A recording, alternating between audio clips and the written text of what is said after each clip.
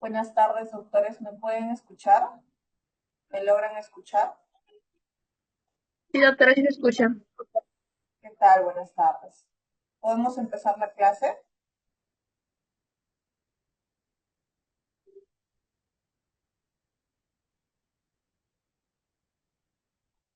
¿Logran ver mi presentación?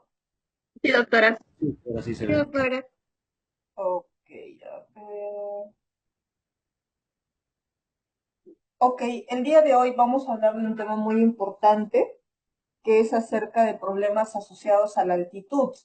Y uno de esos problemas asociados a la altitud es el edema pulmonar que surge a causa de la gran altitud a la que podamos estar exponiéndonos. Entonces, sí notan que se está cambiando las diapositivas, ¿no? No, doctora, se quedan también. Se quedó como en edema agudo de pulmón. Está Ahora raro. sí, ahora sí, ahora sí, ahora sí, ahora sí. Ok, qué raro. Cuando lo pongo en modo presentación, no sé por qué no Sí, proyecta. cambia, sí, sí, sí, cambia, sí, cambia, sí, cambia, doctora. A ver, de nuevo, por favor. A ver, ahora,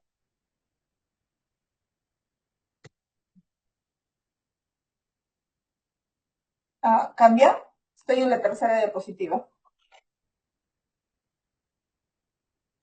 No, doctora, se ve todavía la segunda diapositiva. Ok, entonces, Aunque sea, no, espera. No, creo que es mi internet, disculpe. Otro compañero que la pueda corroborar. Se demora un poquito en cambiar. ok, lo hacemos para acá entonces, así como está. Ok, antes de poder hablar del edema de pulmón asociado a la altitud, hay que entender cuáles son los niveles de altitud que van a representar un problema. Nosotros, a nivel del mar, que estamos en Lima, estamos más o menos a nivel del mar, pero a medida que vamos ascendiendo y se considera baja altitud, más o menos es hasta los 1500 metros sobre el nivel del mar. Una altitud alta hasta los 3500, muy alta hasta los 5500 y altitud extrema por encima de los 5500. Esto es relevante y muy importante. Muchos de nosotros, y más en nuestra geografía tan accidentada como la tiene Perú, tenemos puntos altos, incluso en las cuales nosotros nos exponemos, por ejemplo, para viajar al centro del país, pasando por Tigre, ¿no? Más o menos por encima de los 4000 metros sobre el nivel del mar, o tenemos puntos mucho más altos como Huaraz, en donde tenemos puntos o geografías en donde hacen escaladas y son una altitud mucho mayor incluso. Entonces, los pacientes que se exponen a tales altitudes tienen alto riesgo de desarrollar esta enfermedad. Más o menos se da con una incidencia netamente el problema del edema de pulmón en una por cada 10.000 habitantes y por lo general se da en personas que no han pasado por un proceso de aclimatación en ese ascenso que puede ser rápido o no. Antes de que se produzca el edema de pulmón asociado de altitud, el paciente suele por lo general experimentar el famoso soroche. El famoso soroche en donde el paciente empieza a presentar dolor de cabeza, puede ir asociado a náuseas, malestar, sensación de desmayo, etcétera.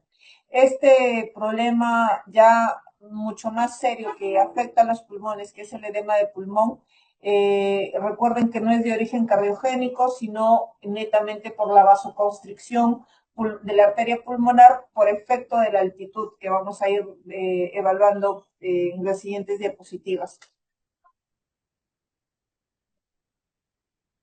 Entonces, recordemos que en el medio ambiente el aire está compuesto por diferentes componentes, entre el que más predomina es el nitrógeno con un valor aproximado del 78.09%, le sigue el oxígeno con una concentración del 20.93%, solemos nosotros redondearlo a 21%, y tenemos otros gases como el argón, el dióxido de carbono y otros gases que suelen complementar el porcentaje que acabamos de hablar.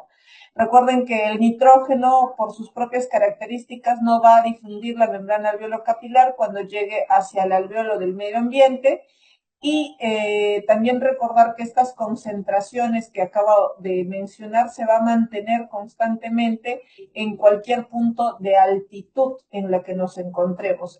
En esta siguiente imagen vamos a ver que, por ejemplo, nos ponen el ejemplo del oxígeno, en donde vemos que su concentración es 21% en promedio y es 21% a nivel del mar, en La Paz o en el punto más alto como el Everest. ¿Eso qué significa? Que independientemente de la altitud a la cual yo me encuentre, la concentración de los gases va a ser lo misma en ellas. Entonces, doctora, si no varía la concentración, ¿qué es lo que varía? Lo que realmente varía no es la concentración del gas. Lo que va a variar es la presión parcial de ese gas. Por ejemplo, entonces, ¿cómo calculo la presión parcial del oxígeno?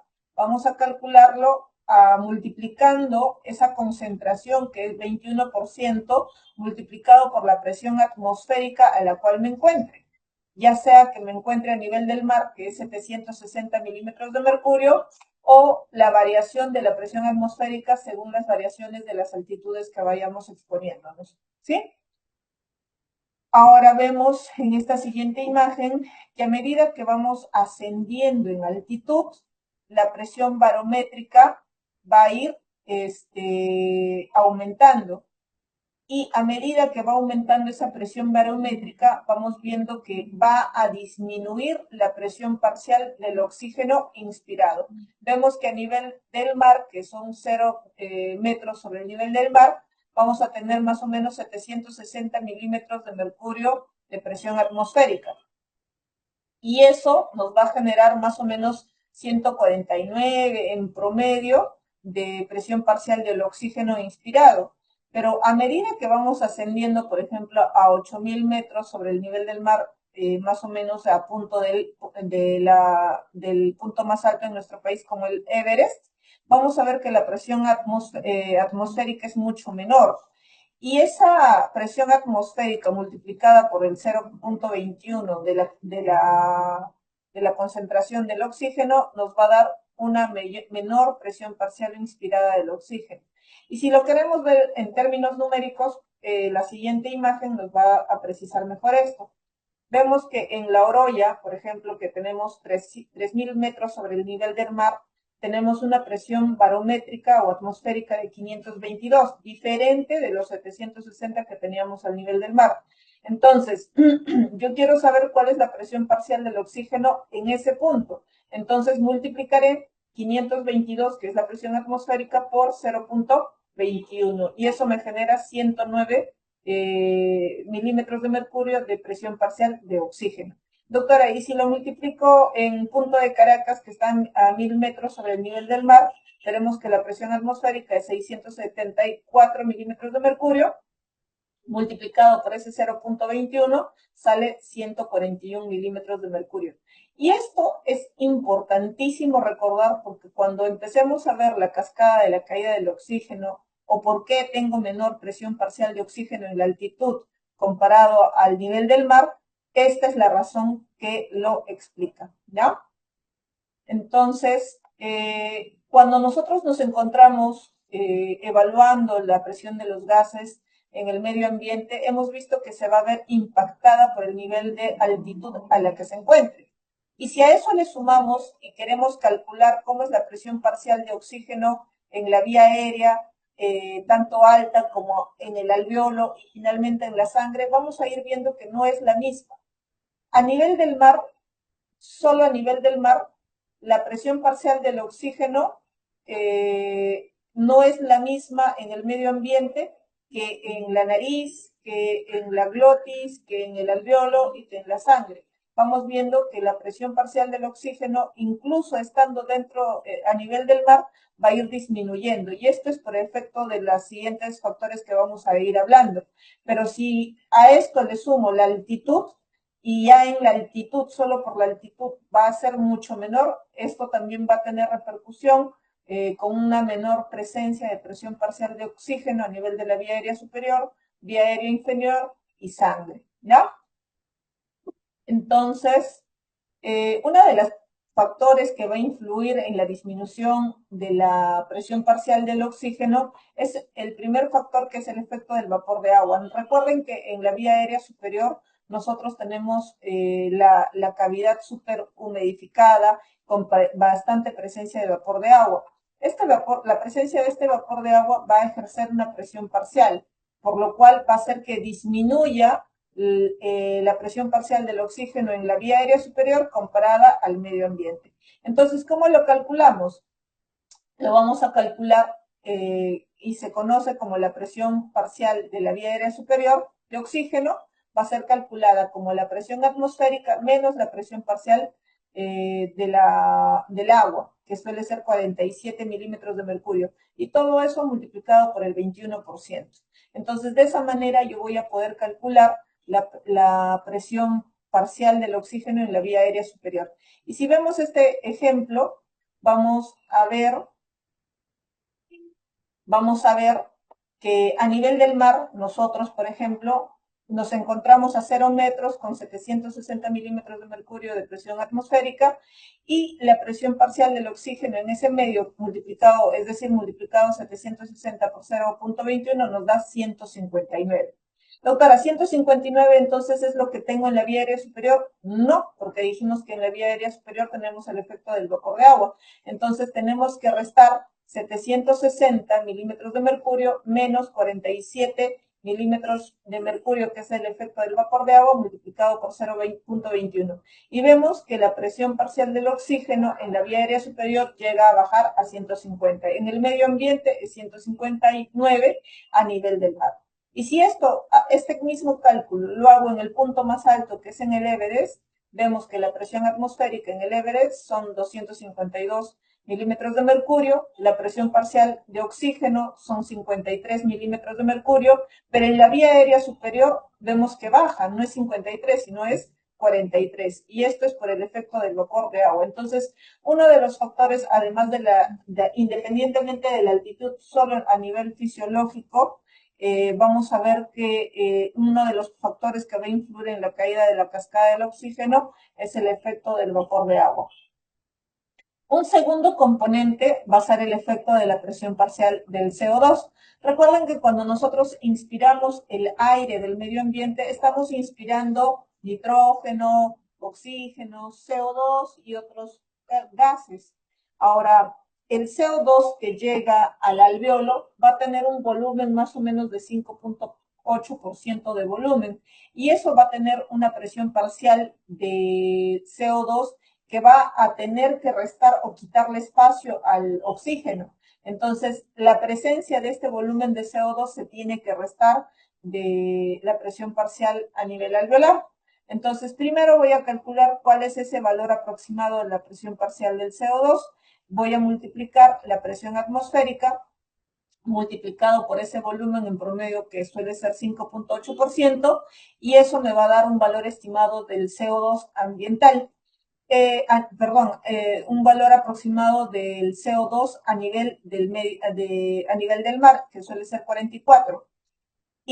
Y si eso lo calculo en el punto más alto del Everest, suele ser 15. Miren, hago la misma dinámica, multiplico la presión barométrica por ese 5.8% y me va a generar 15 milímetros de mercurio de CO2. Ahora, ¿por qué esto es importante? Decíamos que el segundo factor que va a influir en la disminución de la presión parcial de oxígeno en la vía aérea es la presencia del CO2.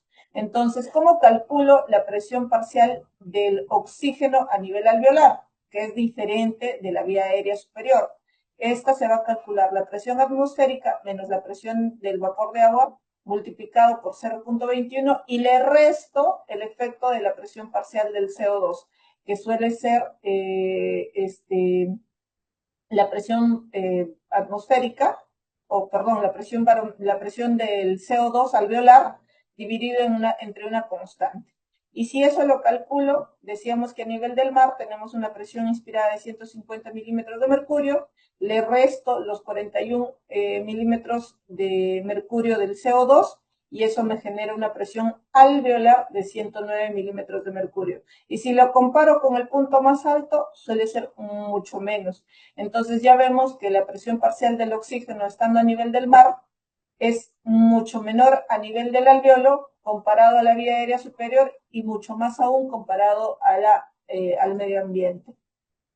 Y un tercer efecto que va a contribuir en la disminución de la cascada del oxígeno es la presencia del shunt anatómico. Recuerden que nosotros en nuestro componente pulmonar vamos a tener la unión del alveolo con diferentes capilares.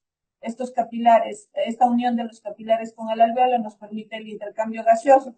Sin embargo, hay pequeñas presencias de comunicaciones arteriovenosas que no van a estar en contacto con el alveolo.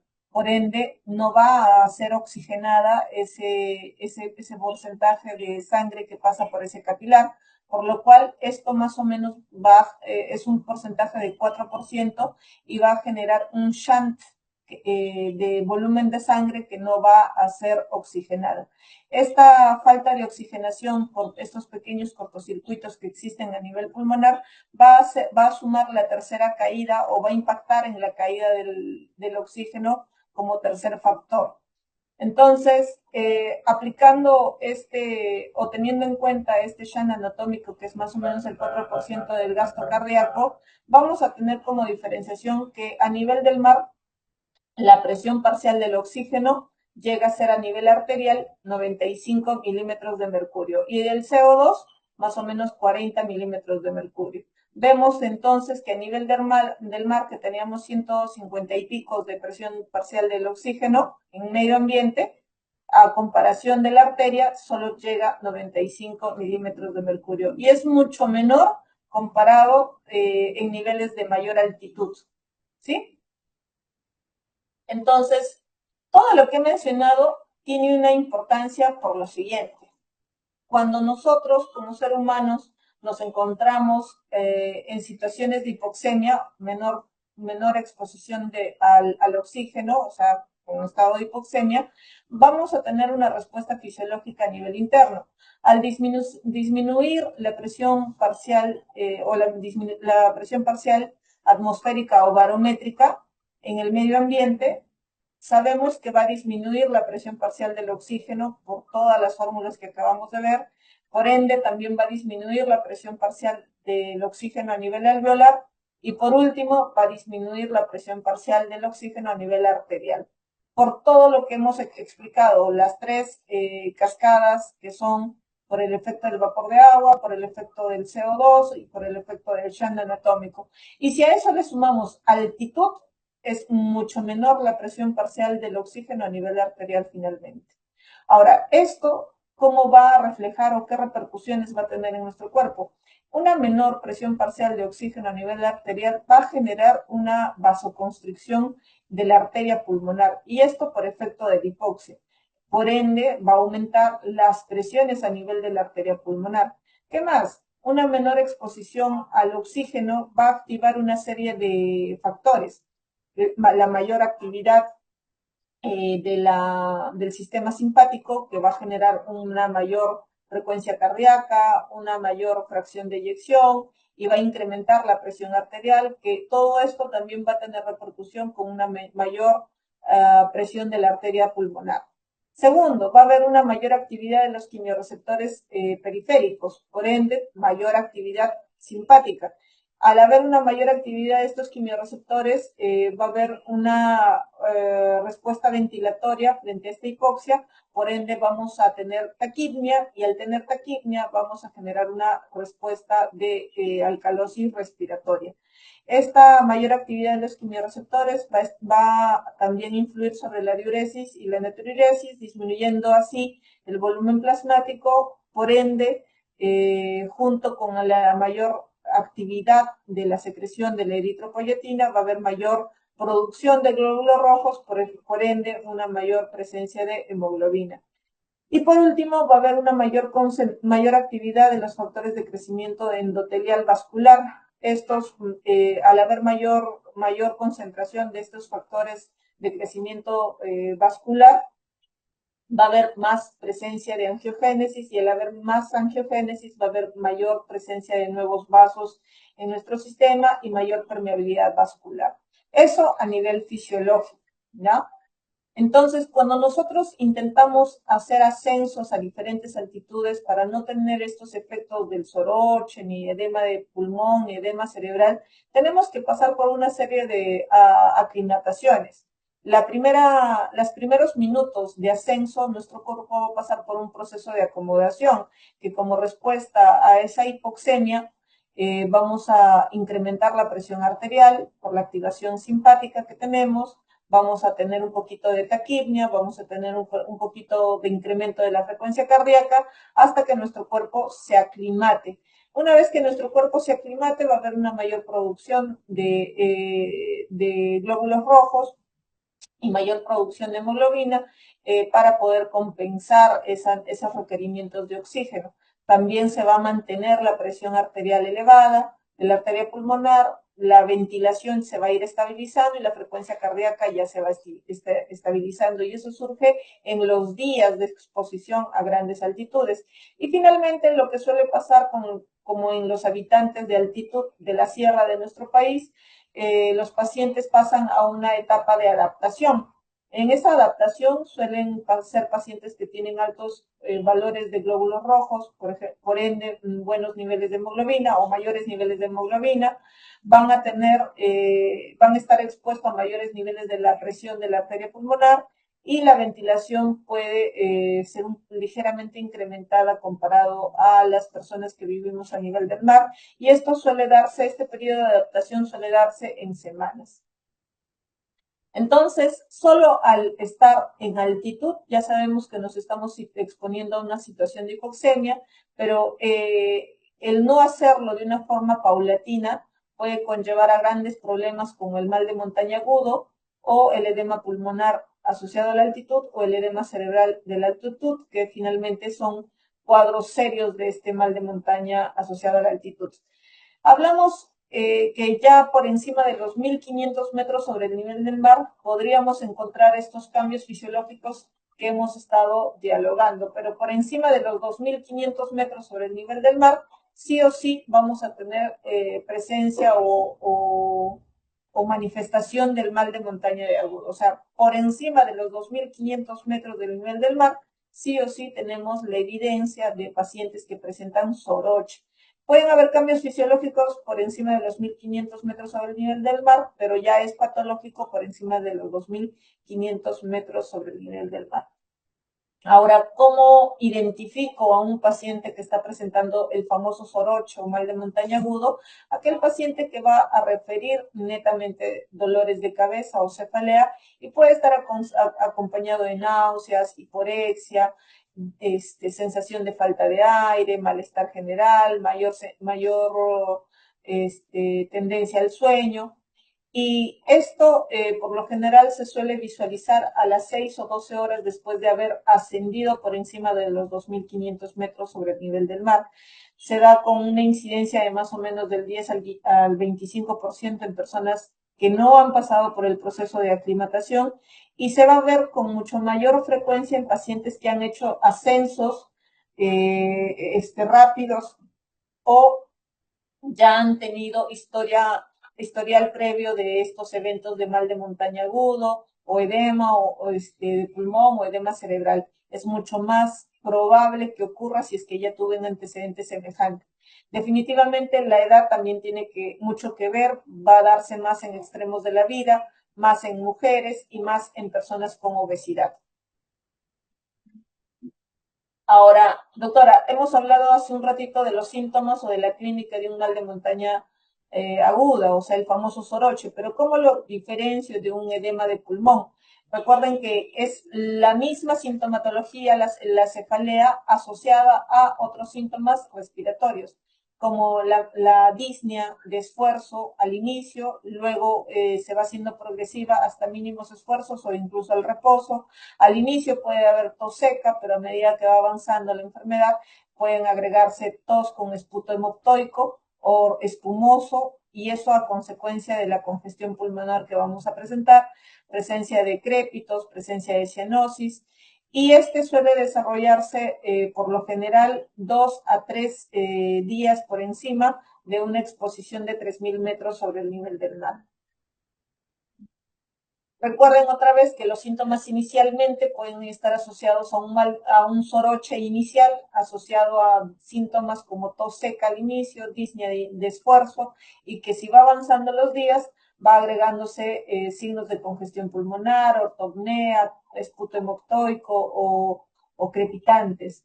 El paciente va a mostrarse taquipneico, va a tener una desaturación marcada, puede tener fiebre, y esto es lo que muchas veces nos confunde con neumonías y suelen manejar a estos pacientes como un proceso neumónico. También puede presentar signos de edema cerebral asociado a cefalea marcada, un trastorno del sensorio ya en situaciones mucho más avanzadas. Siempre hay que tener en consideración con un paciente que ha tenido ascensos rápidos y no ha pasado por un periodo de aclimatación, la posibilidad de estar frente a un caso de un edema agudo de pulmón asociado a la altitud, que muchas veces por presentar incluso febrículas se suele confundir con la neumonía, puede ser confundida con una embolia pulmonar o síndrome de hiperventilación asociada al escalamiento. Entonces, el mayor riesgo lo vamos a evidenciar si es que he ascendido rápidamente a grandes altitudes. Se dice que la incidencia puede ser de 0.2%, si siendo en 4 días hasta 4.500 metros sobre el nivel del mar, pero si haciendo en menos días, de 1 a 2 días a ese mismo nivel, la incidencia incrementa hasta un 6%. Y si la altitud es mucho más alta, como por encima de los 5.500 metros sobre el nivel del mar, la incidencia puede ser de hasta un 2% si lo hago en 7 días. Pero si lo hago ese mismo ascenso, a ese mismo nivel, pero en menos días, la incidencia puede subir hasta el 15%. Y definitivamente mucho más riesgoso si ya tengo el antecedente de algún evento semejante como soroche, mal de montaña, edema asociado a la altitud o edema cerebral o pulmonar. La mortalidad puede alcanzar un 50% de los pacientes porque muchas veces se suelen confundir, como les decía, con una neumonía o un tromboembolismo pulmonar. Recuerden que este edema de pulmón no es de tipo cardiogénico, sino netamente se da por una vasoconstricción severa o exagerada de la arteria de la pulmonar, lo cual genera un incremento de la capilaridad y fuga de los capilares hacia los alveolos, generando una situación de congestión pulmonar con presencia de incluso de hemoptisis y una respuesta inflamatoria exagerada. Recuerden que el medio ambiente a grandes altitudes va a tener diferencias muy marcadas respecto a la costa.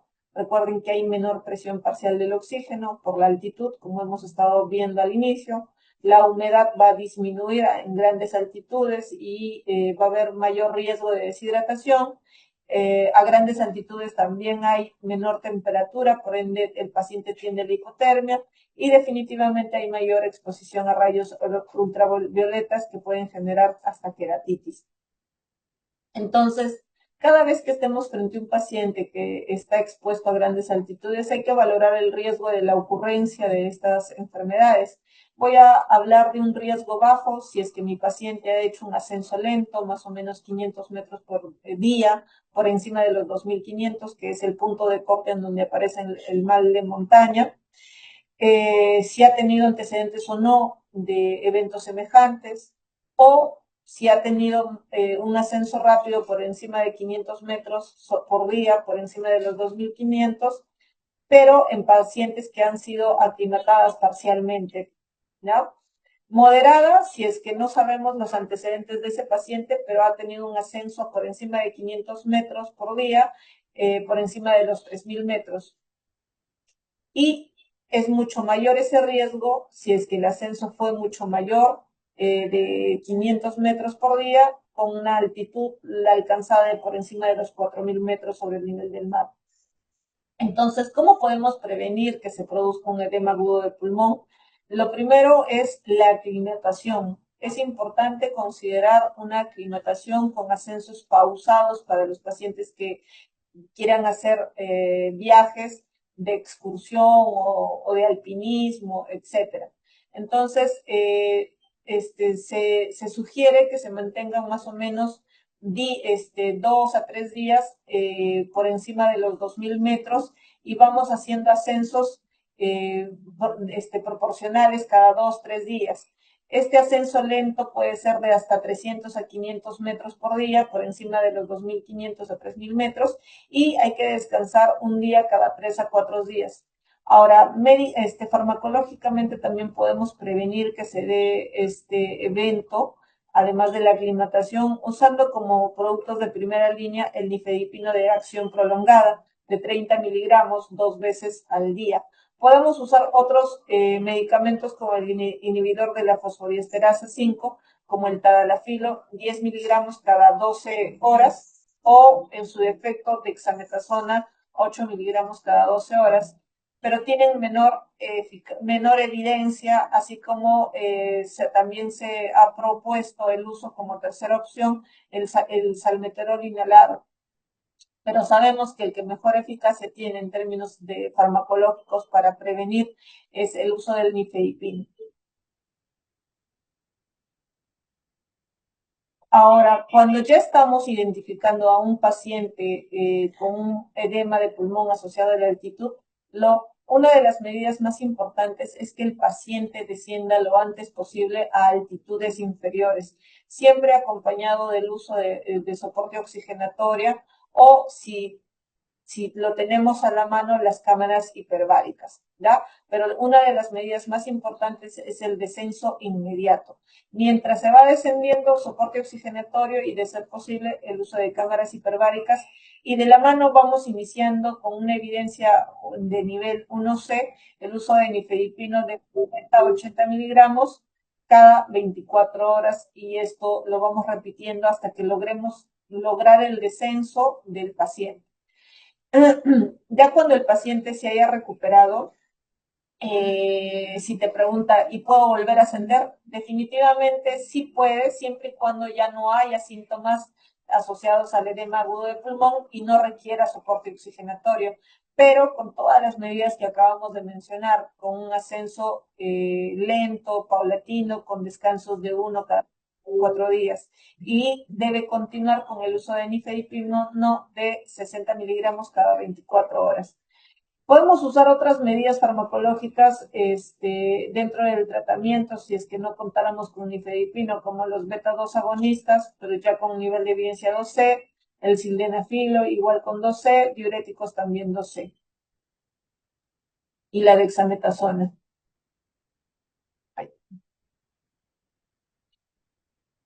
Esta era la última diapositiva. No sé si alguien tiene alguna duda o pregunta.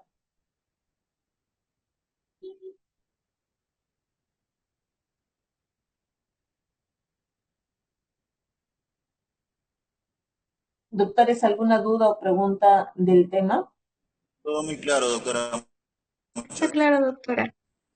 Listo. Entonces, a través del delegado les voy a compartir las diapositivas. Muchas gracias.